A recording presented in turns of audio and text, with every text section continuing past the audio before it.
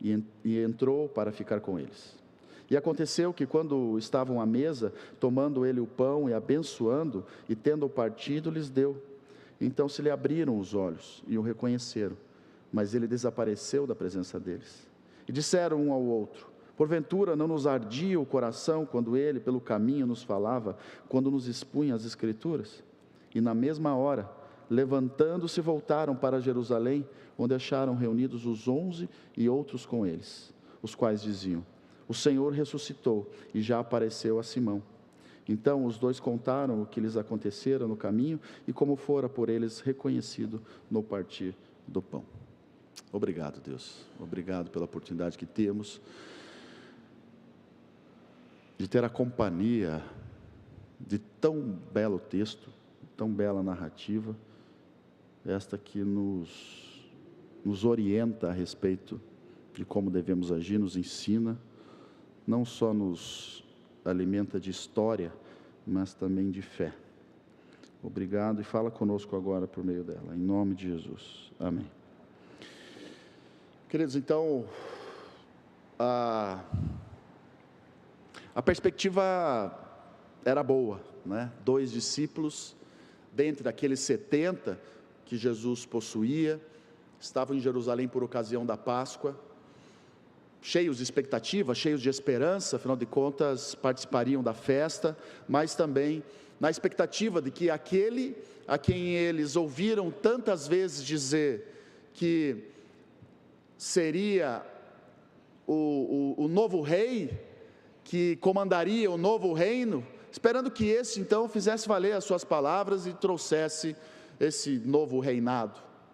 Não haviam entendido que o reino de Deus, agora esse prometido por Jesus, seria o reino dos céus, e não um reino terreno com espada na mão, tão ansiado inclusive por estes que queriam se livrar da opressão do Império Romano. Não, o reino prometido por Jesus era um reino de paz, de amor, de esperança, de guerra também, de uma guerra espiritual, um reino diferente do que a maioria do povo esperava.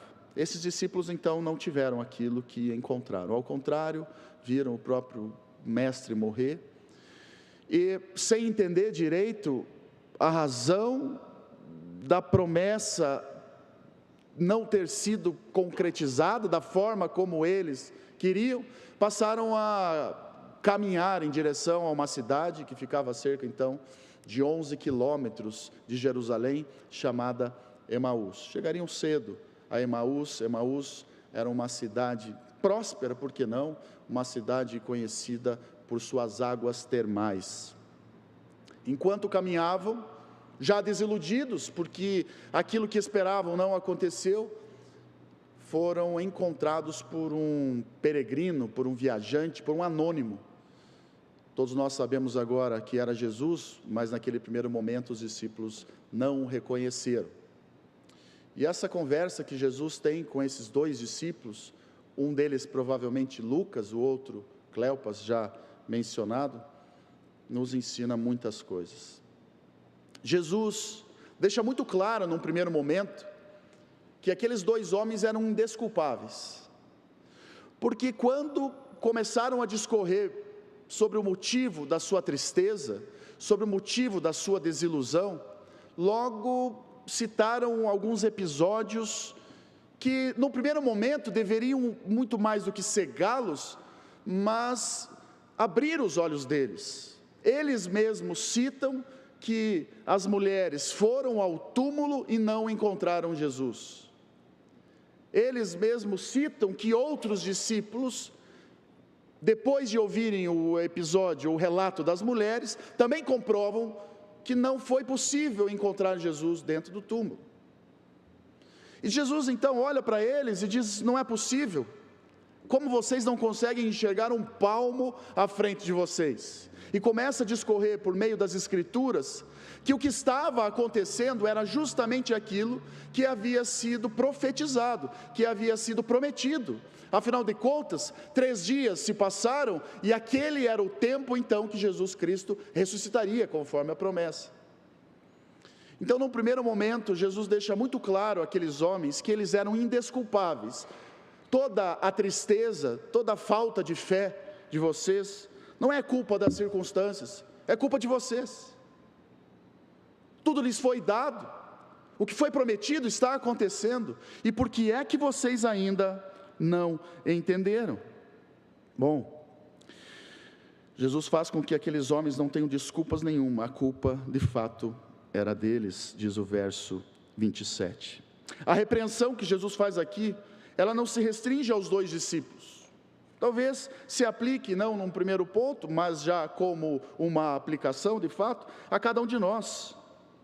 Que mesmo com todas as promessas feitas, mesmo com todas as evidências de que o que Cristo prometeu está se cumprindo, mesmo na própria companhia do Cristo ressurreto ao seu lado, não enxergamos que o que Ele falou, de fato, está acontecendo e vai acontecer. As suas promessas passadas, todas elas cumpridas, as presentes também, e portanto nos dão prova de que as futuras não falharão, mas nós não enxergamos. Temos dúvida do amor de Deus por nós. Temos dúvida se o que Ele falou há de se cumprir. Temos dúvidas de promessas claras que nos dizem que o justo jamais mendigará o pão. E vivemos ansiosos pelo dia de amanhã, apesar de Ele mesmo dizer que assim não deveríamos viver. A culpa não é das circunstâncias, a culpa é nossa. Porque insistimos em querer o que nos falta, insistimos em olhar, como dizemos, e isso é muito falado, a metade do copo vazio, e não uma perspectiva positiva da vida que temos. Nós queremos aquilo que nos falta e não agradecemos por aquilo que já vimos, já temos, as promessas já cumpridas. Mal sabemos esperar, inclusive, a própria ansiedade por ver logo a promessa sendo realizada milita contra a nossa fé. A verdade é que a falta de fé, ela é um estado de pecado, não importa as circunstâncias. As circunstâncias podem estar maravilhosas, pode estar acontecendo coisas incríveis na sua vida, mas se você não consegue crer que mesmo com as circunstâncias mostrando que Deus é fiel, jamais crerá quando as circunstâncias não mostrarem. O estado de pecado nos faz não enxergar o próprio Cristo atuando em nossas vidas. A fé não é a consequência de episódios, senão não seria fé.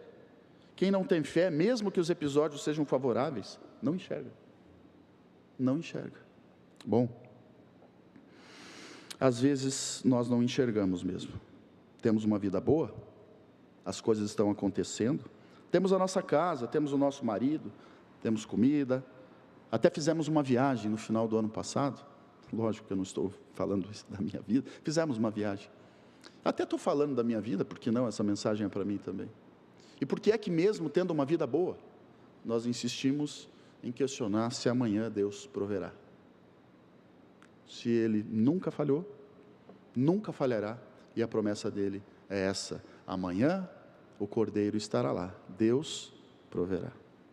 Bom, e é nesse diálogo, nessa conversa de Jesus com os discípulos, que já começa confrontador, e é evidente que aqui podemos até aplicar um pouco do contexto à época, a de se imaginar que os discípulos não davam muito valor à voz das mulheres, que só fosse isso, mas os outros discípulos, homens, esses também não viram o próprio Cristo, e mesmo assim, com tantas evidências, Cristo apareceu a esses 2 homens, para confrontá-los a respeito da sua falta de fé.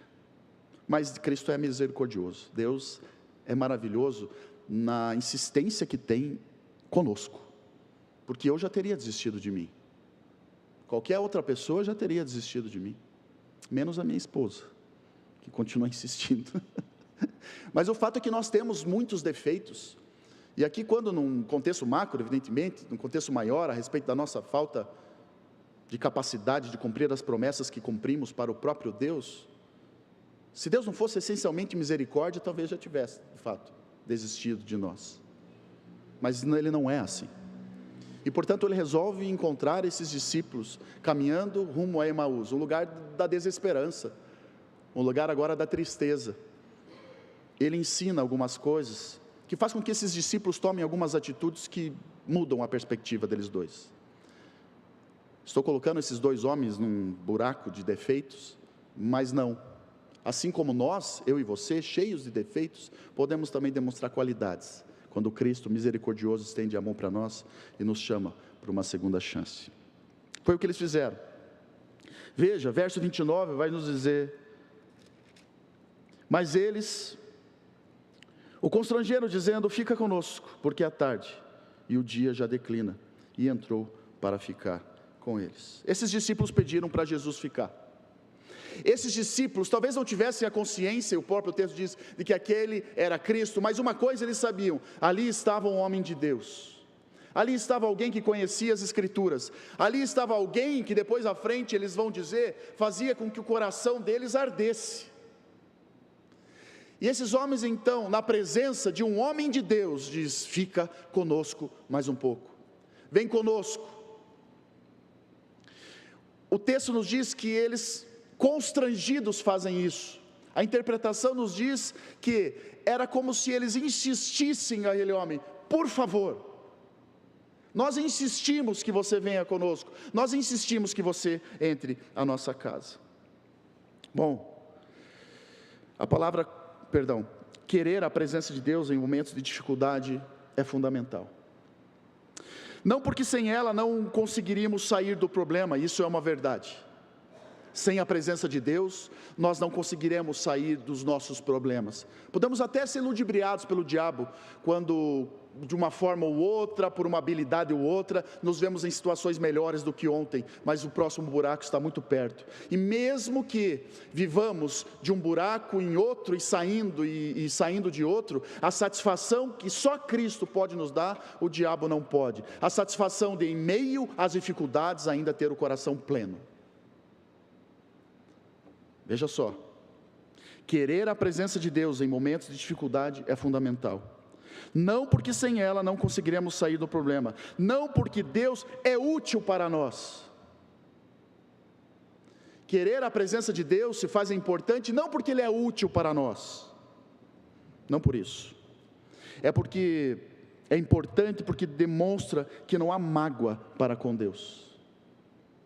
Querer que Deus permaneça conosco, que Deus entre na nossa casa, querer intimidade com Deus, querer intimidade com aquele que representa o próprio Deus, querer intimidade com pessoas que falam de Deus, ou seja, querer contato com Deus e a sua palavra, mesmo quando estamos frustrados, mostra que nós não estamos magoados com Deus. Por que eu digo isso? Porque há muitas pessoas que se colocam como crentes na sua caminhada, que se colocam como homens de Deus, vêm buscar solução para o seu problema, ou quando conseguem a solução, vão embora, ou quando não conseguem, continuam colocando culpa diante de Deus, de que Ele não ama. Deus não é capaz, ou Deus não olhou para mim, por que olha para o vizinho, por que olha para aquele, e não olha para o meu problema? Por que Deus curou a tantos e ainda não me curou? Coloca sobre Deus a culpa das suas mazelas. Bom, querer a companhia de Deus, mesmo quando as coisas não estão bem, é mostrar que não há ressentimentos. Não é a manifestação de uma fé interesseira, que na dor, ou tenta usar a Deus, ou se afasta dele como uma forma de mostrar a sua decepção. Não, é porque há prazer na presença dele, e isso é sensacional.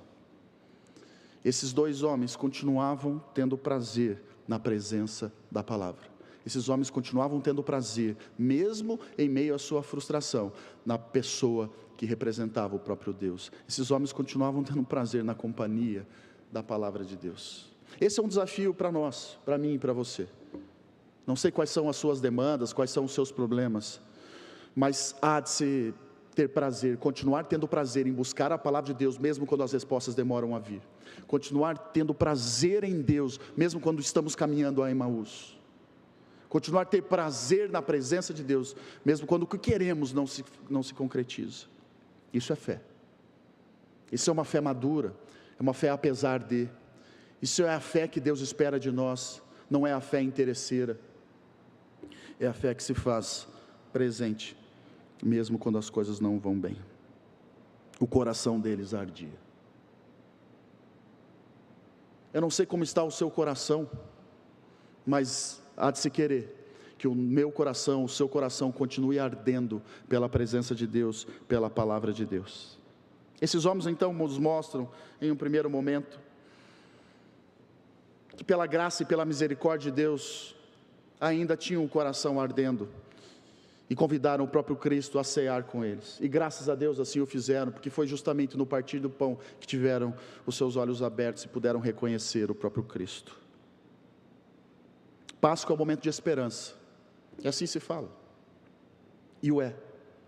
A Páscoa serve não só para nós, não serve só para nós cristãos que conhecemos a verdade, até para aquele que lá fora mal conhece o verdadeiro significado da Páscoa, até para ele a esperança está sendo proclamada, até para ele o nome de Cristo está sendo anunciado.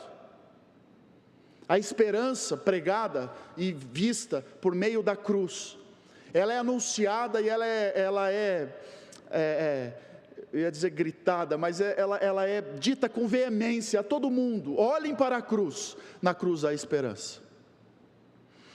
E essa esperança é colocada aqui, a mais uma vez, a vida desses homens, desses discípulos, quando convidam Jesus a entrar à sua casa. Portanto, eu digo e repito, eu não sei como está a sua vida, mas há esperança por meio da companhia e da presença de Jesus Cristo. Em segundo lugar, ou talvez agora aqui, se prego eu o quarto ponto, o quinto. Para quem não estava no culto da manhã, o reverendo Levi pregou sobre esse texto, muito bem. E eu acrescento aqui algumas verdades, e uma delas, outra dessas verdades, é o que esses discípulos fazem, depois de terem os seus olhos abertos. Eles voltam para Jerusalém. Se Emaús era o lugar da desesperança, da tristeza, se eles fugiam, talvez com medo, talvez não, posso afirmar que os discípulos estavam sim com medo, porque se o seu mestre sofreu o que sofreu, e o Império Romano matou o seu líder, ou o líder deles, de fato esses homens estavam sim com medo, como Pedro ficou com medo, como todos os outros, com exceção de João, que permaneceu com Maria e Maria Madalena aos pés da cruz, como todos os outros negaram e fugiram da necessidade de se colocar ao lado de Jesus Cristo.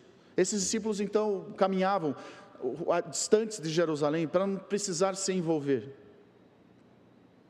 Mas depois de confrontados pela palavra, pelo próprio Cristo, depois de terem seus olhos abertos, eles resolvem voltar a Jerusalém, e aí sim, para o lugar da esperança, para o lugar de onde nunca deveriam ter saído, não naquele momento. Portanto, esses homens, eles voltaram a se comprometer com um projeto que no início não era deles. Essa é uma verdade que precisa pulsar em nossos corações. Comprometer-se com uma missão, que é a missão de Cristo. É o negar a sua própria vida, é o deixar morrer o seu próprio eu, para viver o que Cristo quer que vivamos. Esses homens decidiram fazer isso. Mas não é perigoso voltar para Jerusalém? É perigoso viver para Deus. Essa é uma verdade que também precisa ser dita. É perigoso viver para Deus. Buscamos o conforto dos nossos lares, buscamos o conforto da nossa rotina, mas o fato é que viver para Deus é sim colocar-se em risco. O risco de ser contrariado, o risco de sofrer chacota dentro do trabalho, o risco de ter que se posicionar em uma sociedade cada vez mais secularizada, com verdades que afrontam essas que são verdades ímpias, não são mentiras na verdade, são mentiras ditas pelo próprio Satanás. Eu lembro de uma história, já contei à igreja, mas tomo a liberdade de contar novamente, de um missionário que trabalha na Cracolândia, chamado Macarrão. Mas que na verdade não é macarrão o nome dele, é a marca de um macarrão, mas é espaguete, esqueci o nome daqui a pouco eu lembro o nome dele. Nós temos um grupo de WhatsApp, Está ele, o reverendo Mário, lembra do reverendo Mário? Ele, o reverendo Mário, outros pastores, e esses tempos atrás ele conta uma história, quando ele então, eu não estou dizendo para você fazer isso, tá? É a moral da história. Ele tratando muitos dependentes químicos, ele tinha uma casa muito grande, e um desses dependentes químicos não tinha onde ficar, e ele sentiu no coração dele que deveria trazê-lo para casa, por uns dias, e ele ficou muito receoso com aquilo, se estava ou não fazendo a coisa certa. Ele procura sua esposa disse: você está maluco, trazer esse homem aqui para dentro de casa, de jeito nenhum. E o fato é que ele foi se aconselhar com quem era o discipulador dele, e esse discipulador disse assim: capelete, não é macarrão. Viver para Cristo é perigoso. Viver para Cristo é estar disposto a passar por perigos. Viver para Cristo é estar disposto a abrir a porta da sua casa para aqueles que ninguém abriria. Não estou dizendo para você acolher, cada um dentro da sua realidade, dentro do seu ministério, mas o fato é que nós precisamos entender, sim, que voltar para Jerusalém, voltar para a obra, voltar para o caminho, voltar para o lugar da esperança, é também estar disposto a comprometer-se. O que é que Deus pede de você, meu amado? O que passo de fé Deus pede de você? Para que você viva uma obra que não é sua, para que você viva o ministério que Deus colocou às suas mãos, a sua vida. Ou a sua vida será essa, de pagar os boletos, de viver a sua família, ok, não há nada de mal nisso, mas não pode ser só isso, precisa proclamar. Não dá para decidir não se envolver com os problemas da sociedade, não dá para decidir não se envolver com, nós comumente falamos isso à mesa, o mundo está tão difícil, eu não vou me envolver. Tem que se envolver dentro da sua realidade, com as pessoas que Deus tem colocado na sua vida, mas sim, tem que bater a porta da casa do vizinho, sim, tem que estar disposto a sair da zona de conforto, tem que estar disposto. Atos capítulo 20, verso 24 diz assim: todavia não me importo, nem considero a minha vida de valor algum para mim. Olha o que Lucas diz para nós: todavia não me importo, nem considero a minha vida de valor algum para mim mesmo, se tão somente puder terminar a corrida e completar o ministério que o Senhor Jesus me confiou. Isso aqui é a vida do apóstolo Paulo. Eu não considero a minha vida de valor algum para mim. Vai um pouco na contramão do que a gente ouve. A nossa vida tem muito valor. Estamos ensoberbados com as nossas próprias verdades, e ai de quem contrariarmos. O fato é que nós precisamos estar dispostos assim a viver as verdades de Cristo, o que Cristo tem nos prometido, a abrir mão de muitas coisas. Jerusalém era um lugar perigoso, mas e daí? 2 Timóteo capítulo 1, verso 7 diz assim: pois Deus não nos deu o espírito de covardia, mas de poder, de amor e de equilíbrio. E o que eles fazem? Eles vão contar o que Deus fez, o que Cristo fez. Eles vão contar que tiveram a oportunidade de ter um encontro com Cristo, foram confortar o coração daqueles que permaneceram em Jerusalém. E o que acontece? Tem os seus corações confortados. Essa é a bênção da obra. Hoje falávamos na hora do almoço sobre um vídeo que o Tibério encaminhou, acho que está acontecendo nos grupos aí da igreja. Tibério, nem sei dizer quantos graus, devia estar lá menos 100 graus, estou exagerando, mas pela foto, pelo vídeo que ele manda, era alguma coisa parecida. Vocês viram esse vídeo? Muita neve, o Tibério é um missionário que a igreja ajuda a sustentar e trabalha na Sibéria. Ele é um predestinado até pelo nome, né? Porque a gente brinca que é um pouco parecido, mas o fato é que ele é um homem que se dispôs a viver uma vida completamente diferente daquilo que eu viveria. Ele é um homem que se dispôs a sair da zona de conforto dele. Ele se dispôs. Os missionários têm uma vida inspiradora, não tem? Poderíamos citar outros missionários que, quando nós olhamos assim, poxa, eu me sinto até mal perto do que essa pessoa está disposta a fazer. Tempos atrás tivemos o Fábio aqui nesse púlpito, o Fábio que hoje eu acho que está no Iraque. É Fábio, né, pastor? Oi? Vladimir Júnior, que está no Iraque. O Fábio está na Espanha. está no Iraque. Imagine ir ao Iraque, querido. Eu olho para a vida desses homens de Deus e penso: Senhor, onde é meu Iraque? Onde é a minha Sibéria? Eu preciso estar lá. Eu preciso viver essa vida.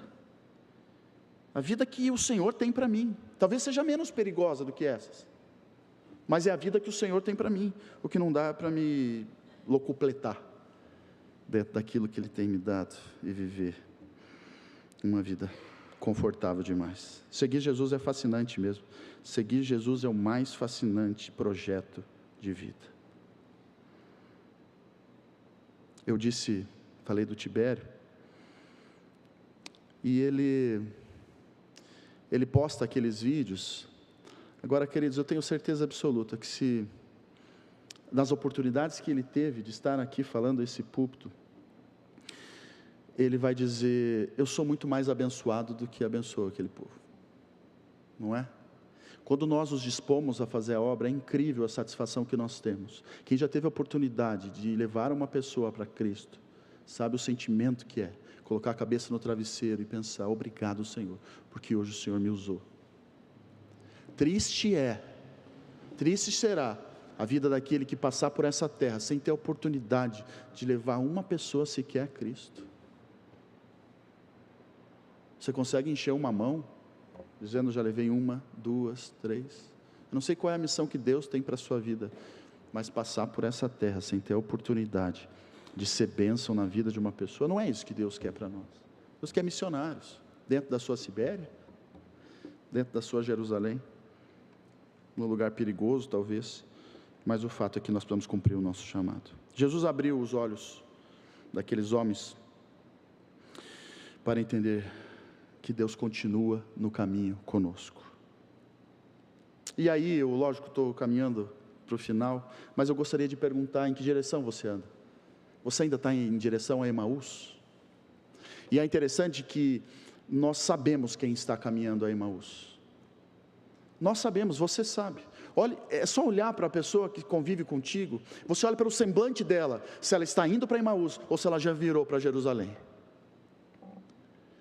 Tem muito crente que, apesar de ouvir tantas mensagens, tantos sermões de Páscoa, tantas pregações, tantas interpretações, tanto Espírito Santo já falando ao seu coração, continua caminhando a Emaús. É o caminho da desesperança, é o caminho da murmuração, é o caminho de não deu certo, é o caminho de apesar de não está indo. Não, meu querido, vocês têm que estar em direção a Jerusalém, sabendo que talvez seja muito difícil as coisas que se esperam lá, mas Cristo ressuscitou, Ele apareceu a você no meio do caminho, Ele te encontrou, e Ele te capacitará para tudo quanto você há de enfrentar nessa vida. Bom, Jesus ressuscitou, Ele venceu a morte, e portanto, Ele nos dá uma nova vida. Eu termino dizendo que o que Deus também fez com esses discípulos é incrível, porque Ele poderia ter optado por não aparecer. Vamos combinar que Ele poderia ter feito de outra forma, Ele poderia ter deixado os discípulos caminhar em Emaús, e aí os discípulos que voltem depois fiquem sabendo, mas Ele faz questão de dar a esses homens uma experiência que mudaria a vida deles. Isso é graça, isso é misericórdia. É assim que Deus faz com esses homens, é assim que Deus fez comigo, é assim que Deus faz com você. Deus nos encontra em meio às decepções da vida, que podem ser não essas estruturais, que nos fazem durante muito tempo estar em direção a Emaús, sermos pessoas que há muito tempo lhes falta a fé, mas por questões pontuais também, porque quantas vezes, mesmo me considerando um homem de fé, me falta a fé, mesmo lutando todos os dias para estar em direção a Jerusalém, às vezes eu me vejo caminhando a Emaús. A minha vida não é uma constante perfeita, ela tem altos e baixos, e mesmo assim, muitas vezes desses baixos, Jesus fez questão de ir até lá. Poderia ter feito de outra forma, mas de abrir os meus olhos. Deus nos dá experiências incríveis, amado. Abra os seus olhos. Talvez Deus tenha colocado pessoas na sua vida que são o próprio Cristo, você ainda não enxergou. Pessoas que estão lhe aconselhando, pessoas que estão lhe orientando. Abra os seus olhos, para que então você enxergue a esperança enxergue que sim, as promessas foram cumpridas, estão sendo cumpridas, e ninguém falhou, Cristo não falhou, a morte não venceu, quem venceu é a vida, e uma nova vida inclusive Ele quer te dar. Que Deus os abençoe. Gostaria muito de trazer ao coração de vocês, por meio dessa palavra, uma palavra de esperança. Vire o seu corpo, vire a sua motivação para Jerusalém. Deixe de andar para Emaús. Emaús nesse contexto, Emaús aqui é o lugar onde as coisas não deram certo, é o lugar onde eu vou me esconder. Não vá para lá. O seu filho pode sim, se Deus quiser, se converter. A sua esposa pode sim, se Deus quiser, mudar. O seu marido também, uma nova realidade, a realidade da esperança. Esperança, é isso que a Páscoa nos traz. Esperança, a morte, as dificuldades não venceram, Cristo venceu, e Cristo é sobre todas as coisas, em nome de Jesus. Obrigado, Pai, pela certeza que temos, de que o Senhor nos encontra no caminho. O que o Senhor fez com esses 2 discípulos, o Senhor faz conosco. Pessoas que estavam com o coração endurecido, pessoas que não acreditavam, pessoas que tinham tudo à sua frente, mesmo assim não enxergavam. Nos perdoa por vezes sermos assim. O Senhor tem nos dado tantas coisas, o Senhor tem cumprido promessas em nossas vidas, mas nós insistimos em olhar para aquilo que não está, na nossa perspectiva, dando certo. Não conseguimos esperar o tempo do Senhor. Nos perdoa, Pai, nos faz pessoas satisfeitas, e pessoas essencialmente que quando são confrontadas por Deus, mudam de direção, voltam para Jerusalém, para viver a vida que o Senhor prometeu a cada um de nós. Que assim sejamos, Pai, em nome de Jesus, amém. Nós vamos agora entoar um louvor a Deus por meio